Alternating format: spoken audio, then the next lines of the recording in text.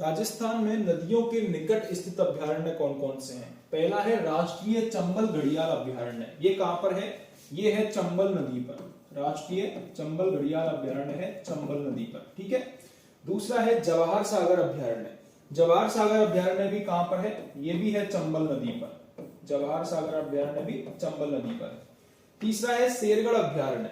शेरगढ़ अभ्यारण्य पड़ता कहां पर है? ये पड़ता है बारा। और बारा में कौन सी नदी पर पड़ता है? ये पड़ता है परवन नदी पर। परवन नदी पर। ठीक है। चौथा है बस्सी अभ्यारण्य। बस्सी अभ्यारण्य कहां पर स्थित है? बस्सी अभ्यारण्य स्थित है चित्तौड़गढ़ में। चित्तौड़गढ़ में। और ओरई और बामनी नदियों के संगम पर है ये। ओरई प्लस बामनी नदियों के संगम पर है। ओरई प्लस बामनी नदियों के संगम पर है। भैंसरोडगढ़। भैंसरोडगढ़ कहां पर है? भैंसरोडगढ़ है चित्तौड़ में। भैंसरोडगढ़ कहां पर है? चित्तौड़गढ़ में है। ठीक है। ये किस किस पर है? ये चंबल और बामनी नदियों के संगम पर है। चंबल प्लस बामनी नदियों के संगम पर है ये। छठा है फुलवारी की नाल। फुलवारी की नाल कहां पर है? फुलवारी की नाल है उदयपुर में। फुलवारी की नाल है उदयपुर में। और फुलवारी की नाल में कौन सा है? इससे दो नदियां निकलती हैं, मानसी और बाकल। मानसी प्लस बाकल। फुलवारी की नाल अभ्यारण्य से दो नदियां निकलती हैं, मानसी और बाकल। ये आपको याद रखना है। तो 6 थे।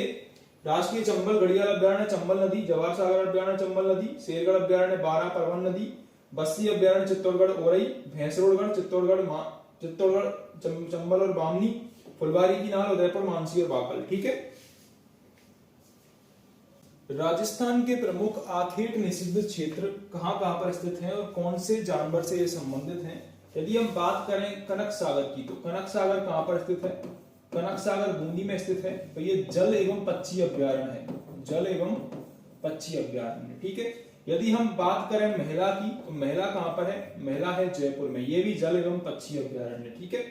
संवत्सर कोटसर की बात करें, ये कहां पर पड़ता है? ये पड़ता है चूरू में। ये भी स्तनधारी अभ्यारण्य है। सोरसन की अगर हम बात करें, तो सोरसन पड़ता है बारा में। और ये किसके लिए फेमस है? ये फेमस है गोड़ावण के लिए। सोरसन बारा गोड़ावण के लिए। अगर बात करें हम उज्जला की, तो उज्जला कहां पर है? आखेट निषिद्ध क्षेत्र ये है जैसलमेर में। कहां पर है? जैसलमेर में। और यहां पर किसका आखेट निषिद्ध है? चिंकारा का। ठीक है। यदि हम बात करें सौखलिया की, तो सौखलिया कहां पर है? अजमेर में है सौखलिया। ये भी किसके लिए है? ये भी है गोड़ावण के लिए। सौखलिया कहां पर है? अजमेर में। और ये भी किसके लिए है? गोड़ावण के लिए प्रसिद्ध है। ठीक है। ये आपको याद रख के चलना है।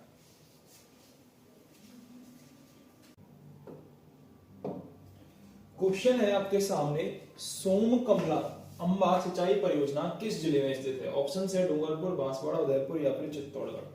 तो यहाँ पर जो करेक्ट आंसर हो जाएगा वो हो जाएगा डूंगरपुर जिले में सोम कमला अंबा सिंचाई परियोजना स्थित है। ठीक है। कमला अंबा गांव में स्थित है ये। कमला अंबा गांव कहां पर है? डूंगरपुर में है। ठीक है।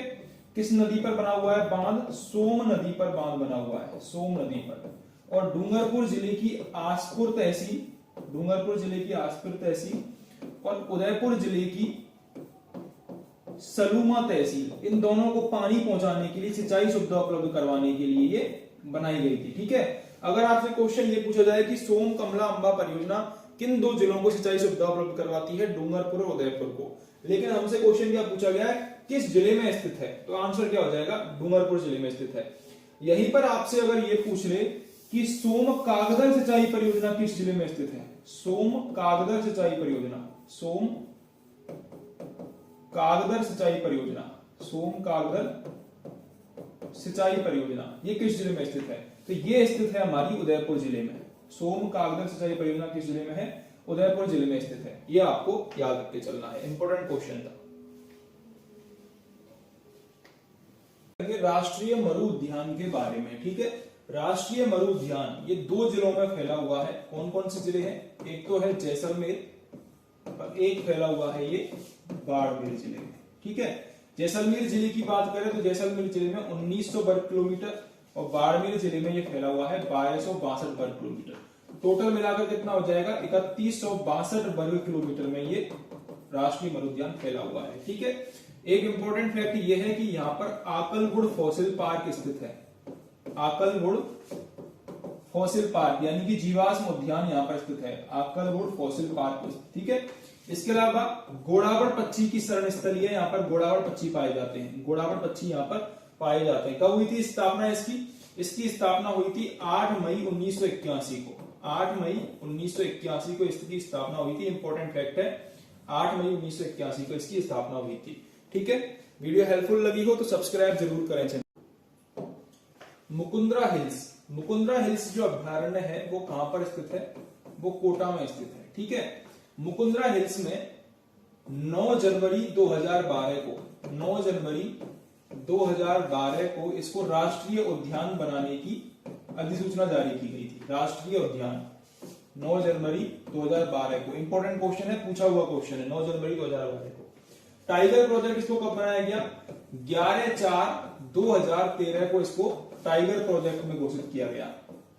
टाइगर प्रोजेक्ट बनाया गया इसको 11/4/2013 को। ठीक है, यदि हम बात करें राष्ट्रीय उद्यान की तो दर्रा अभ्यारण्य इसका 156.32 स्क्वायर किलोमीटर एरिया इसमें है। ठीक है, यदि हम बात करें जवाहर सागर की तो जवाहर सागर अभ्यारण्य का 37.98 स्क्वायर किलोमीटर एरिया इसमें शामिल है। यदि हम बात करें राष्ट्रीय चंबल घड़ियाल अभ्यारण्य की तो उसका 5.25 स्क्वायर किलोमीटर इसमें शामिल है। ठीक है, तो क्वेश्चन आ सकता है कि मुकुंदरा हिल्स में राष्ट्रीय उद्यान में कौन कौन से अभ्यारण्य का हिस्सा शामिल है? दर्रा अभ्यारण्य का 156.32 स्क्वायर किलोमीटर, जवाहर सागर का 37.98 लगभग, राष्ट्रीय चंबल अभ्यारण्य का 5.25 स्क्वायर किलोमीटर। ठीक है, इसके अलावा जो हम टाइगर प्रोजेक्ट की बात कर रहे थे, टाइगर प्रोजेक्ट जो है ये 4 जिलों में फैला हुआ है। टाइगर प्रोजेक्ट कौन कौन से? कोटा, बूंदी, झालावाड़ और एक और जिला आता है चित्तौड़गढ़। ये क्वेश्चन पूछा हुआ है ऑलरेडी। कोटा, बूंदी, झालावाड़ और चित्तौड़गढ़, इन 4 जिलों में फैला हुआ है। 4 जिलों का लगभग 759.99 स्क्वायर किलोमीटर एरिया में फैला हुआ है। ठीक है, 4 जिले आपको याद रखने, कोटा, बूंदी, झालावाड़, चित्तौड़गढ़। इंपॉर्टेंट है। 9 जनवरी 2012 को राष्ट्रीय उद्यान की अधिसूचना जारी की गई और 11/4/2013 को टाइगर प्रोजेक्ट की अधिसूचना जारी की गई। इंपॉर्टेंट है, याद रखना एग्जाम की दृष्टि से।